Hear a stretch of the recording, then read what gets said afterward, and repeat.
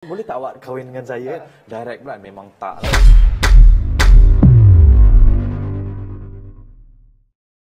Mungkin ada orang kata, apa tu rapport kan?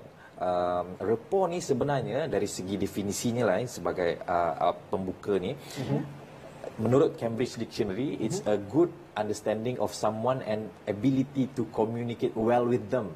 Untuk Oxford Dictionary, a close and harmonious relationship in which the people or groups concerned understand each other's feeling or ideas and communicate well. So, rapport adalah building bridge. Rapport is bridge. Sebelum kita nak bercakap dengan tetamu kita, sebelum kita nak bercakap dengan pembeli, sebelum kita nak menasihatkan anak kita, kita perlu membina jambatan. Simple macam ni lah.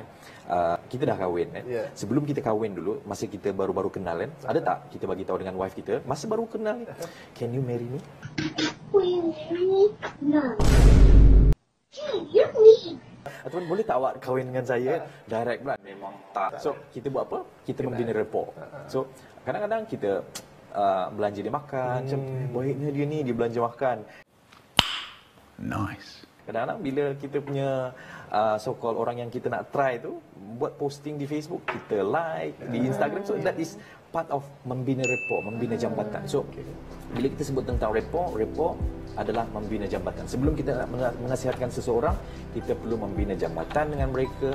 Sebelum kita nak menjual barang, kita tak boleh terus jual, kita perlu membina jambatan supaya mereka terbuka, dan insya-Allah selepas itu mereka akan menerima mesej kita, kritikan kita ataupun apa-apa sahaja, insya-Allah.